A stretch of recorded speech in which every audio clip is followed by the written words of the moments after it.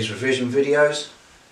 Got asked about, well, adding oxygen when you're doing energy cycles or Hess cycles seems to cause people a little bit of a struggle. Well, we'll go through that, but first just a little reminder about how energy cycles or Hess cycles work. Non-specific chemical example, A plus B, 2C. Now what you, in this fictional set of chemicals, you can convert A and B into E and F. And you can convert 2C and D into E and F. So that makes an energy cycle. The basis of energy cycle is the conservation of energy. That you can't create it or lose it, it's got to be going one way or the other in some kind of route. So, with that, delta H, oh, we see, now we hit the little annoyance that's arrived over the last few years for me. For my entire time as a chemist, delta HR would be written like that. The advent of 2015 specifications seem to be saying they want it like that. I personally have a real struggle with doing that. It just doesn't come out naturally to me. I've yet to discover whether the exam boards get upset if we do that or that. I am sorry, I don't know the answer to that. But I'm afraid, comfort wise, I shall be writing it like that because I don't have to think. And then, so delta HR, which is that, which is what you could be trying to determine, but you can only do these two reactions. This one is for some reason not taking place. So delta HR, you go from one end to the arrowhead. That's what delta HR means. So you go from the back end there. So you have to go, when you go the alternative route, you have to go that way. Now, people who I teach know I talk about driving down the roads, going the wrong way down roads. So this way, you go down this road in the direction of the arrow. So delta H1, or delta 1H as it would be in newspeak. And then you go the wrong way up there. So whatever delta H2 value is, you want the negative of it, and you just add the two values together, but you have to get the, is it the value or is it the negative value for each one, and then just combine them by adding those positive or negative numbers together. So in this cycle I've given these some kind of random number of 250 and 125. Right, so delta H1 minus 250. That is a minus sign there, ladies and gentlemen. A little bit small.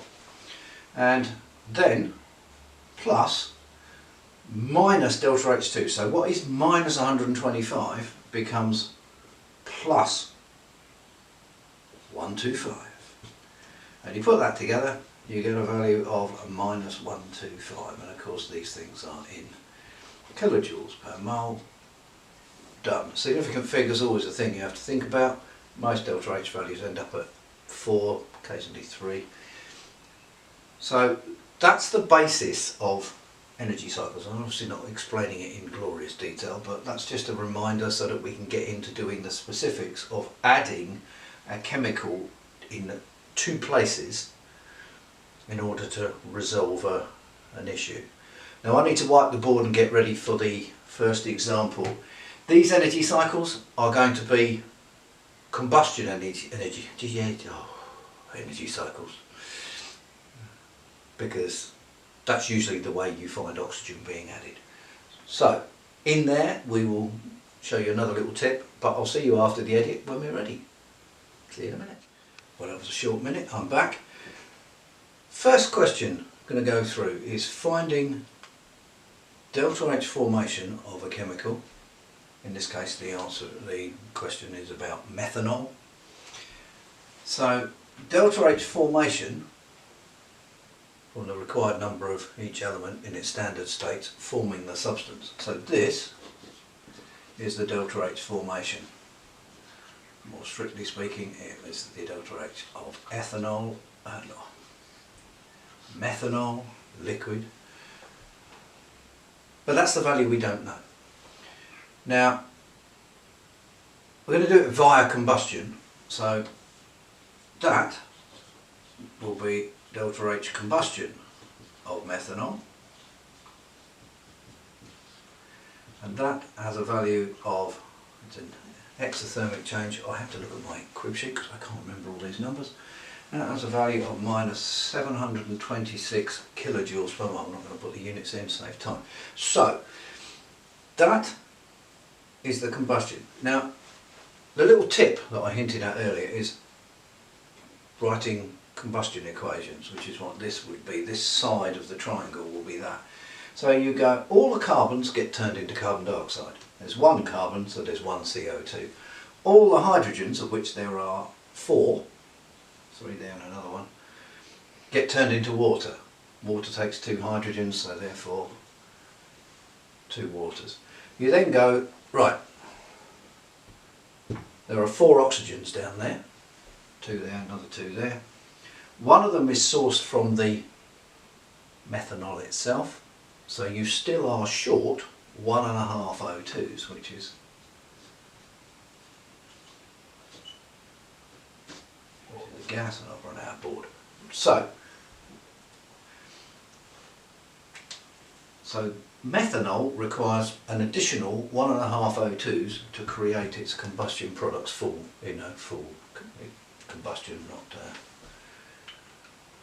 complete, not incomplete combustion. So now we've added 1.5 oxygens to that to create those. If you do that, you also put them over there. And that's the step that people struggle with, is like, why has that appeared over there? Well, if you're going to turn methanol into its combustion products, complete combustion, you're going to need 1.5 oxygens. Those there form methanol, so you need that to form the additional 1.5 O2. And of course, delta H formation of an element in its standard state is 0. Having those there will make no difference to the value across the top, which is one of the key things of this. Then, going down there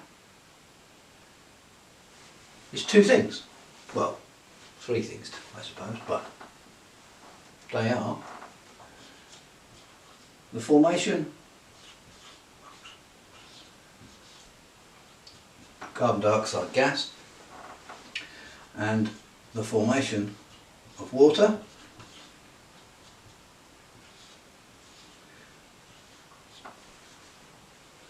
but because it's a balancing number of 2, it's 2 of the formations of water. So when you put that together,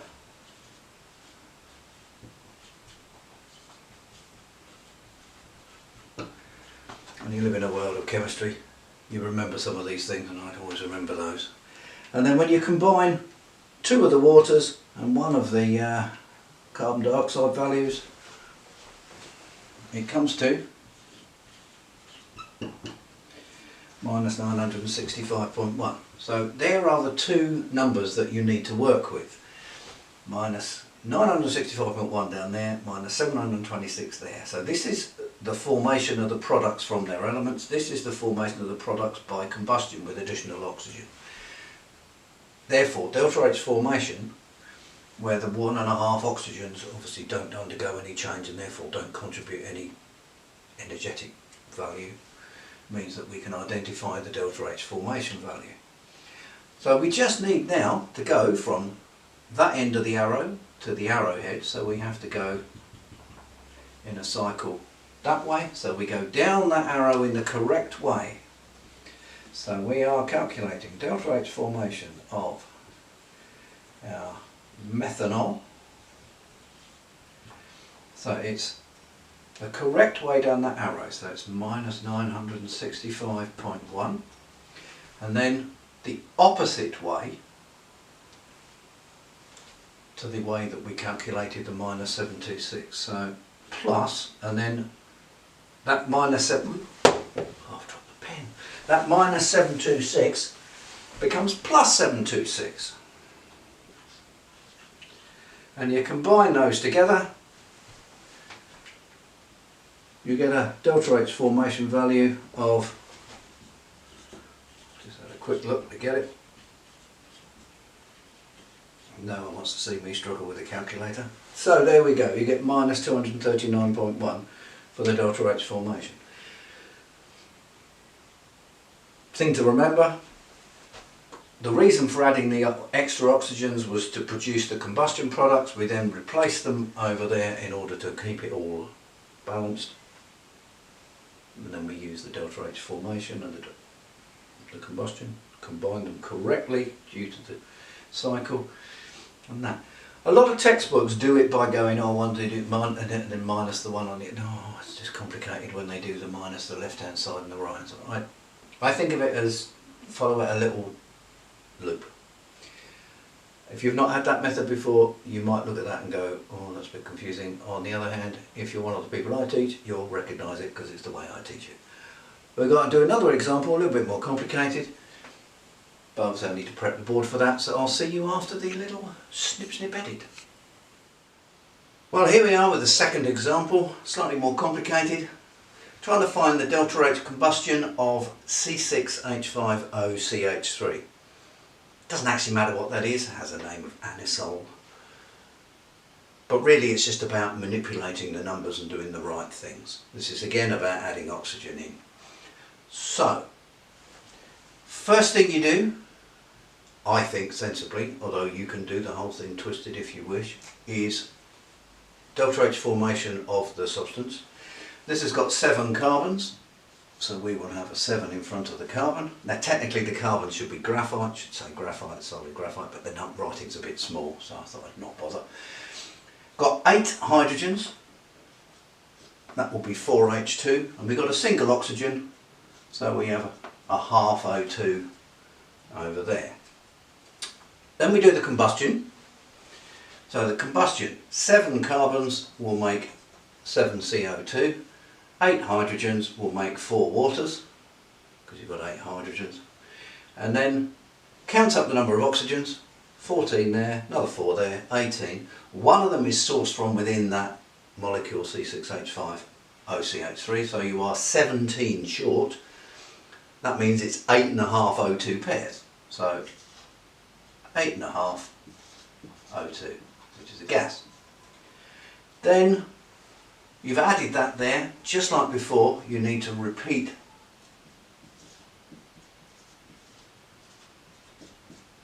the oxygen on the other side. Makes no difference, like I said before, to the number going across the top, because the formation of oxygen from oxygen is also, of course, no change. So going down there, carbon dioxide and liquid water. Do make sure you check that it's liquid water, not gas water, because the value is different. Water vapour.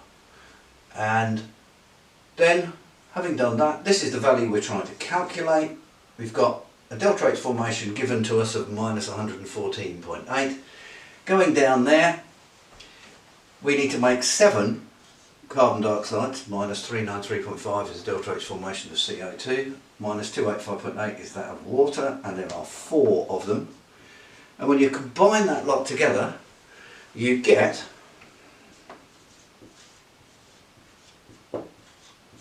minus 3897.7. Obviously that's in kilojoules per mole, that's in kilojoules per mole. I just didn't put the units in because it's getting a bit cluttered. So this is what we're trying to calculate. So we have to go from that end of the arrow down to the arrowhead, the alternative route, which is that way. That means we do the reverse of the delta H formation. So when we're going to construct the answer, that will then be plus 114.8, and then we come down the CO2H2O formations in the correct direction for what it's been written. So we add on minus 3897.7. And like I said, you can have the whole thing, the whole triangle shifted around in different orientation, but ultimately the answer comes out the same if you construct things correctly. You make sure you know what delta H combustion means, delta H formation means, what those definitions are. Sort of thing you need to know for A-level, isn't it?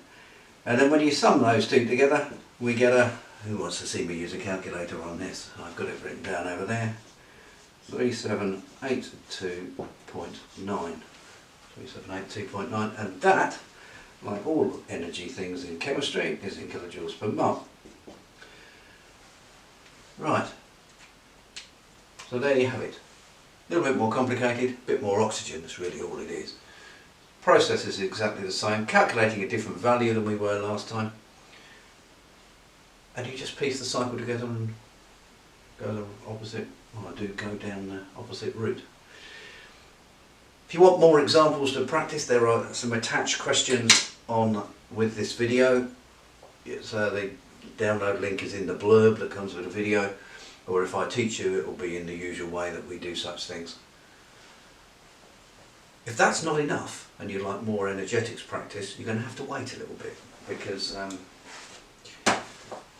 these books, which you might notice, who's that? Me. Book 4 is about enthalpy and any other types of energy in A-level chemistry, but unfortunately it's not published yet. It's the next one to be published, and it's currently being sorted out. It doesn't just cover the year 12 stuff that I've just done here. It does lots of things that are often in year 13 as well, all related to energy. So it will stand you in good stead for not just now, but times in the future. These books, lots of practice questions, and the key thing about my books is that they explain the answers fully. They don't just give you the answer and you go, oh, I don't know why I got that answer. It tells you all the steps that I went through to get that answer, which hopefully is more helpful. Now, very good value, you know, £7.99, Amazon, that's where they sell. And I'd love you to have one, but more importantly, thank you for watching, and I'll see you next time for a next revision. Bye bye.